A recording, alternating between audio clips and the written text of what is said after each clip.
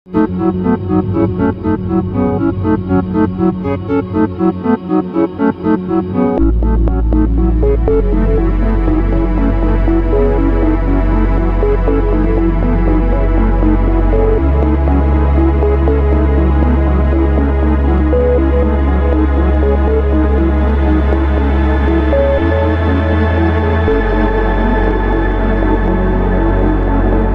Friends, this is চাতক ভাই, welcome to my channel. আমি এখন বর্তমানে আছি টেকনাফ সমুদ্র সৈকতে। আপনি যদি কক্সবাজার ঘুরতে আসেন তাহলে আপনাকে মেরিন ড্রাইভ সম্পর্কে ভালো একটি ধারণা নিতে হবে। আপনার যদি মেরিন ড্রাইভ সম্পর্কে ভালো আইডিয়া থাকে তাহলে আপনার ট্যুর প্ল্যানটি করতে সহজ হবে। একটি প্ল্যানের উপরে নির্ভর করতেছে আপনার ট্যুরটি আসলে কেমন হবে। আমি Sugandha beach, Labani beach, Inani beach এবং টেকনাফ বিচ এবং কক্সবাজারের সবথেকে সুন্দর লুকানো কিছু জায়গা আছে সবগুলো দেখানোর চেষ্টা করেছি এই ভিডিওতে। আপনি যদি পুরো ভিডিও দেখেন তাহলে অবশ্যই আপনার প্ল্যান করতে সুবিধা হবে। আমাদের যাত্রাটি শুরু হয় কমলাপুর রেল স্টেশন থেকে। 10:30 কক্সবাজার এক্সপ্রেস কমলাপুর থেকে কক্সবাজারের উদ্দেশ্যে ছেড়ে যায়। ট্রেনের টিকিট 6 থেকে 7 দিন পূর্বেই কেটে রাখার চেষ্টা করবেন, অন্যথায় টিকিট পাওয়ার সম্ভাবনা একদমই কম। চাইলে আপনারা ঘরে বসে অনলাইনে টিকিট ক্রয় করতে পারবেন। টিকিট মূল্য তালিকা স্ক্রিনে দেখতে পাচ্ছেন। কক্সবাজার এক্সপ্রেস ট্রেনটি এয়ারপোর্ট পৌঁছে মাত্র 5 মিনিটের একটি বিরতি দেয়। চট্টগ্রাম রেল স্টেশন পৌঁছে 1 ঘন্টার একটি বিরতি দেয়। চট্টগ্রাম থেকে কক্সবাজার যাওয়ার পথে আপনার সিটের পাশের জানালা যদি খুলে রাখেন তাহলে একটু সাবধান থাকার চেষ্টা করবেন, কারণ রেল লাইনের পাশেই কিছু ছেলে দাঁড়িয়ে থাকে, জিনিসপত্র ছিনতাই হওয়ার সম্ভাবনা আছে। হ্যালো ফ্রেন্ডস, অবশেষে দীর্ঘ 9 ঘন্টা জার্নির পর আমি এখন বর্তমানে আছি কক্সবাজার রেলওয়ে স্টেশনে। চাইলে আপনারা বাসে করেও কক্সবাজার আসতে পারবেন। ঢাকার সাইদাবাদ বাস স্ট্যান্ড থেকে অথবা আরামবাগ বাস স্ট্যান্ড থেকে কক্সবাজারের অনেক বাস পাওয়া যায়। বাস থেকে আপনাদেরকে ডলফিন মোড়ে নামানো হবে। কক্সবাজার রেল স্টেশনের সামনে অনেক সিএনজি এবং অটো দেখতে পাবেন। কক্সবাজার রেল স্টেশন থেকে কলাতলি বিচ একদম কাছে। Kolatoli beach, Sugandha beach, Labani beach, এই বিচগুলো অনেক কাছাকাছি এবং এখানে অনেক রিসোর্ট রয়েছে। এখানে পর্যটকের ভিড়ও অনেক বেশি। কিন্তু আপনি যদি আমাদের মতো কোলাহলমুক্ত পরিবেশে সমুদ্রকে উপভোগ করতে চান তাহলে আপনাকে মেরিন ড্রাইভ ধরে কিছুটা দূরে রিসোর্ট নিতে হবে। আমাদের রিসোর্টটি ছিল ইনানি বিচের সাথে, নাম অ্যান্ড্রোমেডা।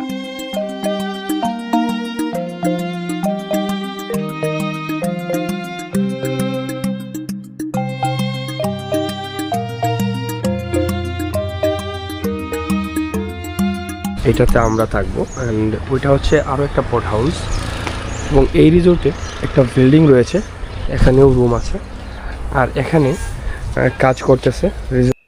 পট হাউসের ভিতরটা ডুপ্লেক্স সিস্টেম, নিচে একটি সোফা এবং উপরে বেড।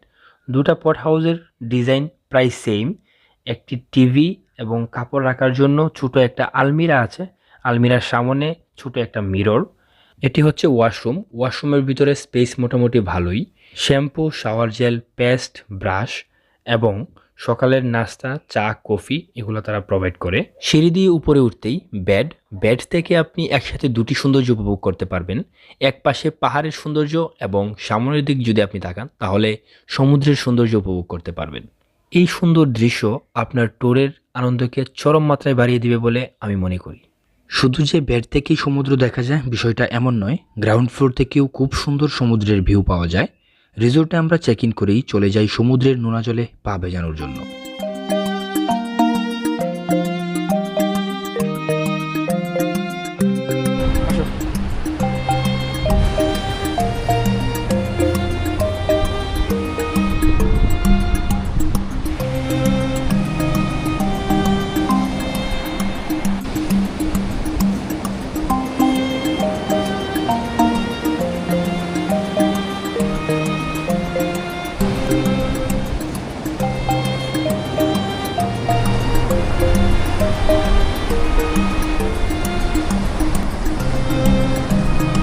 আমরা এখানে পৌঁছেই সমুদ্রের নোনা জলে পা ভিজিয়ে আসলাম।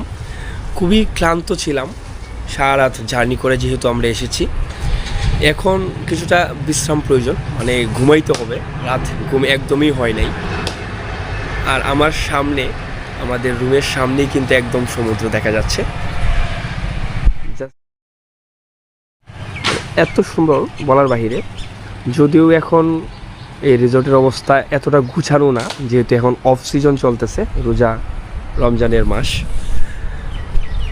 সো এখন কিছুটা সময় ঘুমাবো, দেন একদম বিকালবেলা আমরা সূর্য অস্ত উপভোগ করার জন্য সমুদ্রের তীরে যাব।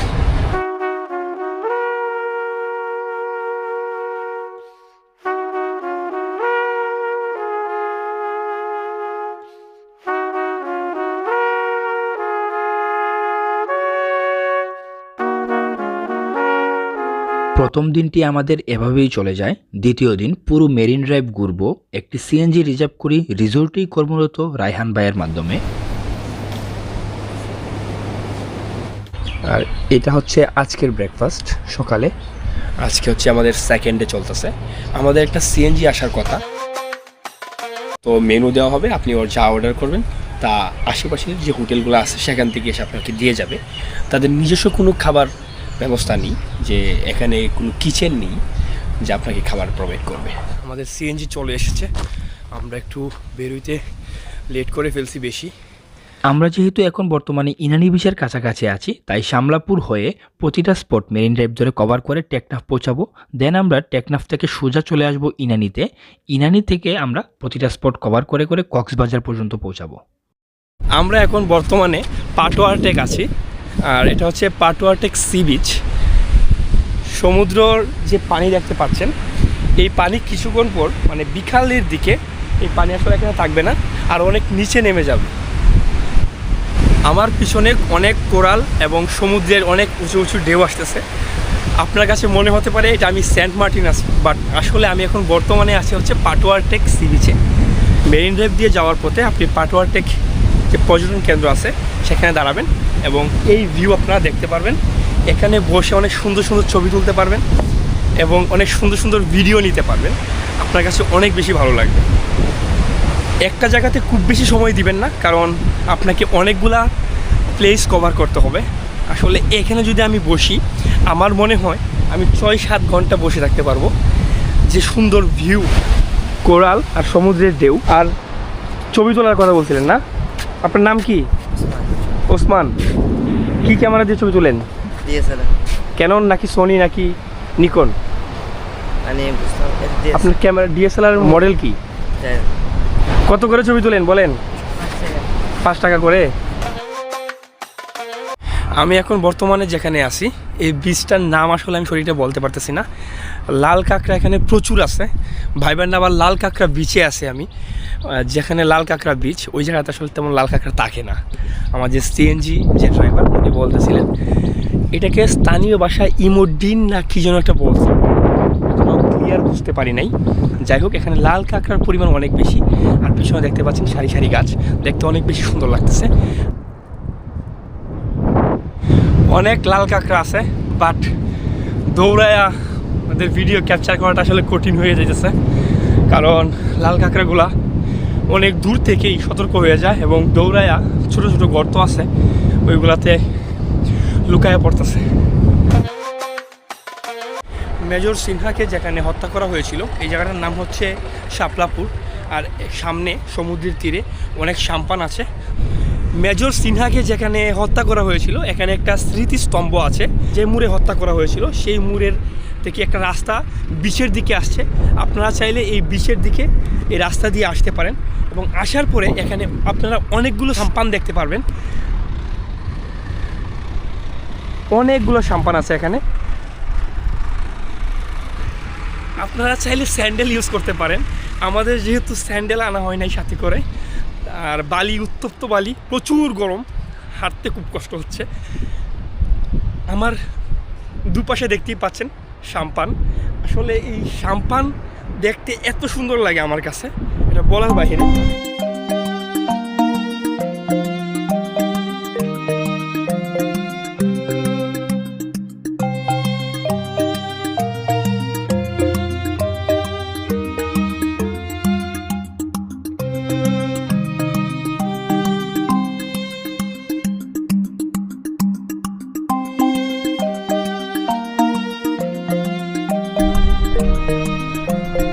এখন চলে যাচ্ছি আবার সিএনজিতে।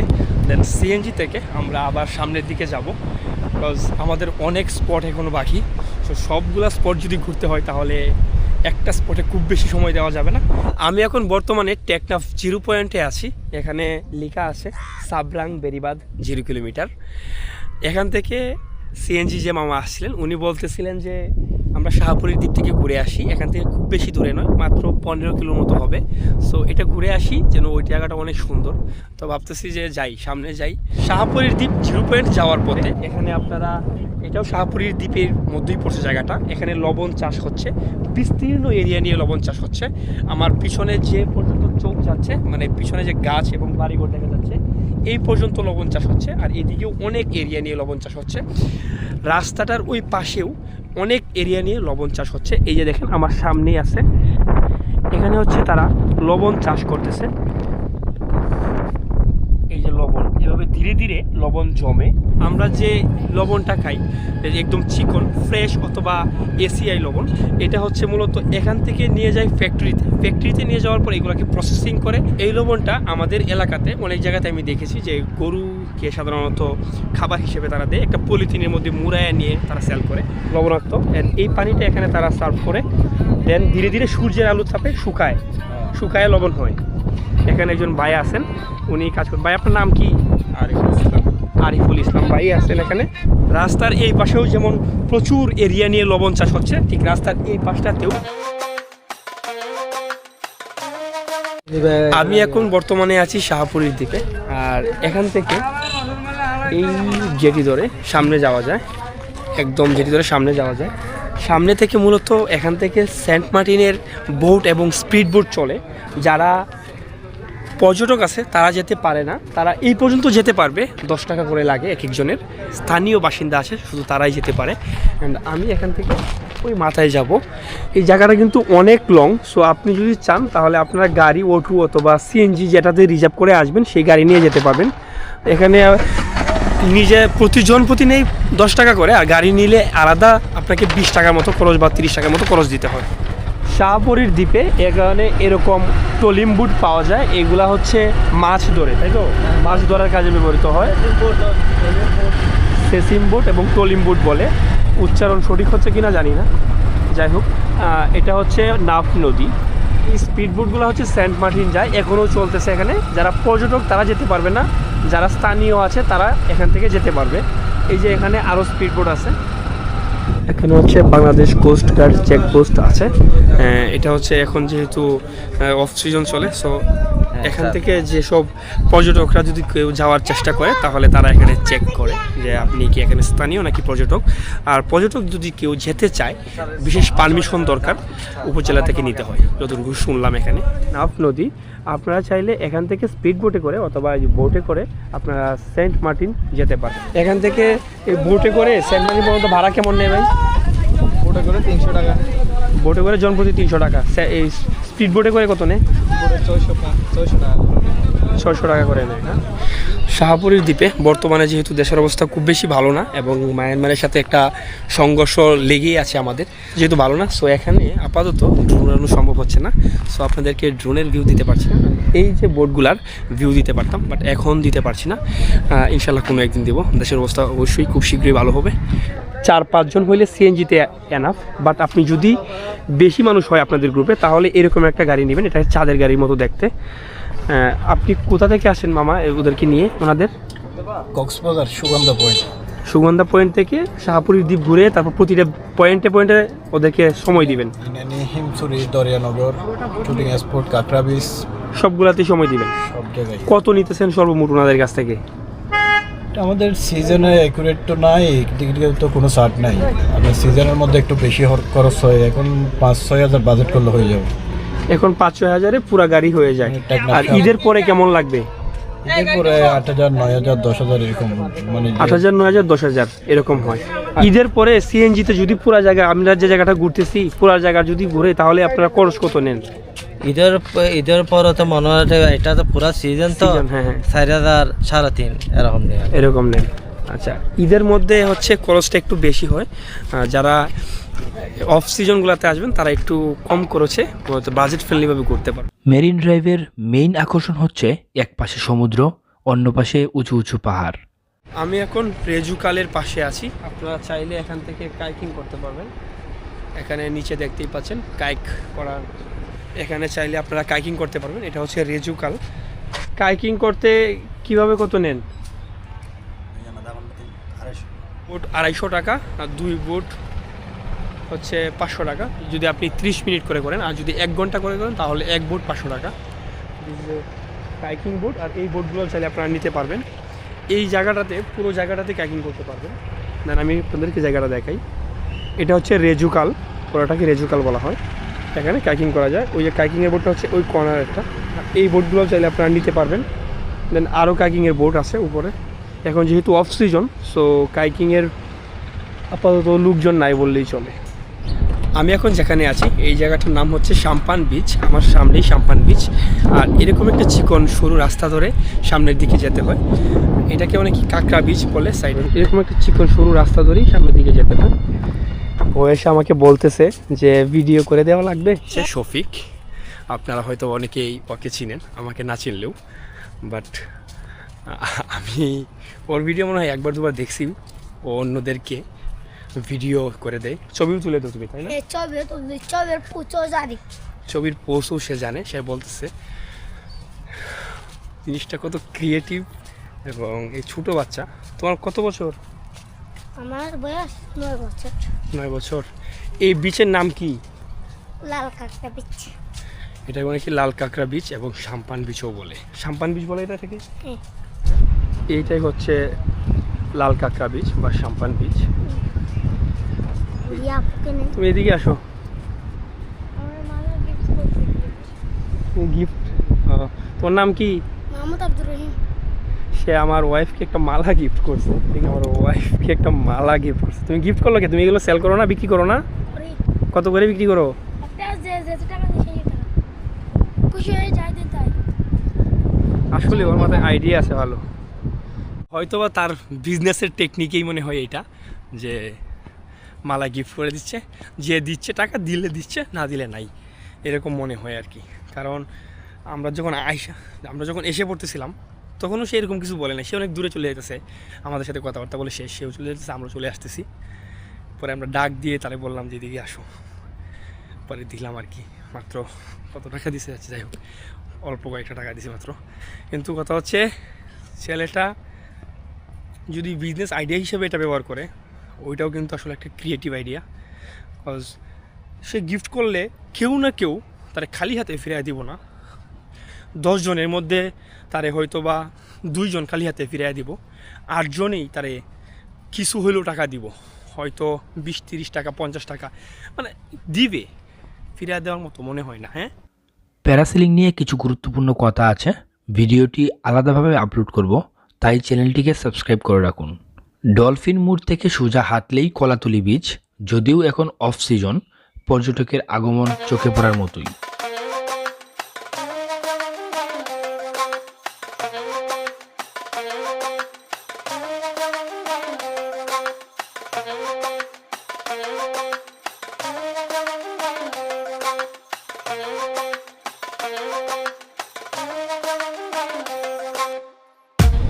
আমি এখন বর্তমানে কলাতলি বিচ থেকে সামনের দিকে যাচ্ছি সুগন্ধা বিচের দিকে।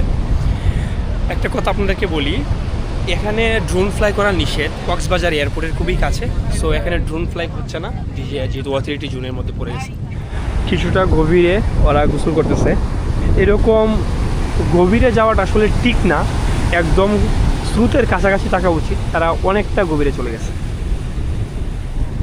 মানুষ আসলে আনন্দে আপ্লুত হয়ে অনেক সময় ভুল কাজ করে। তারা কে আমি জানি না, বা তাদের সাথে আমার কোনো কথাও হয় না, বাট এই জিনিসগুলো আসলে সবার বোঝা উচিত। আনন্দে আত্মহারা হয়ে মানে আবেগের বসে বিবেক হারিয়ে কোনো কাজ করবেন না। আপনারা যদি আসেন তাহলে এই কলাতলি বিচ, সুগন্ধা বিচ, তারপরে লাবণী, এইগুলাতে জাস্ট ঘুরবেন না। আপনারা মেরিন ড্রাইভ হয়ে টেকনাফ 0 পয়েন্টের দিকে যাওয়ার চেষ্টা করবেন। বিকজ ওই দিকের বিচগুলো না একদম প্রাইভেট বিচের মতো। আপনার কাছে মনে হবে যে আপনি একটা প্রাইভেট বিচে আছেন, নীরব, মানুষ নাই, শূন্য, একদম মানুষ শূন্য। আপনি আর আপনার প্রিয়সী যদি আসে তাহলে একান্ত সময় কাটাতে পারবেন, খুবই ভালো লাগবে। সুগন্ধা বিচের পাশে এরকম একটি টুরিস্ট পুলিশ হেল্প ডেস্ক রয়েছে। এখানে নাম্বার আছে সুগন্ধা বিচের একদম সাথেই। সো আপনাদের যদি কখনো হেল্প প্রয়োজন হয় কোনো কারণে হেল্প প্রয়োজন হয় তাহলে আপনারা অবশ্যই এখানে এসে পুলিশের সহায়তা নেবেন। তো সুগন্ধা বিচে আজকের ভিডিওটি শেষ করছি। যদি ভালো লাগে থাকে ভিডিওটি তাহলে অবশ্যই লাইক, কমেন্ট এবং সাবস্ক্রাইব করতে বলবেন না। আর যদি ফেসবুকে ভিডিওটি দেখেন তাহলে ফলো করে দিবেন। আল্লাহ হাফেজ, টাটা, বাই বাই।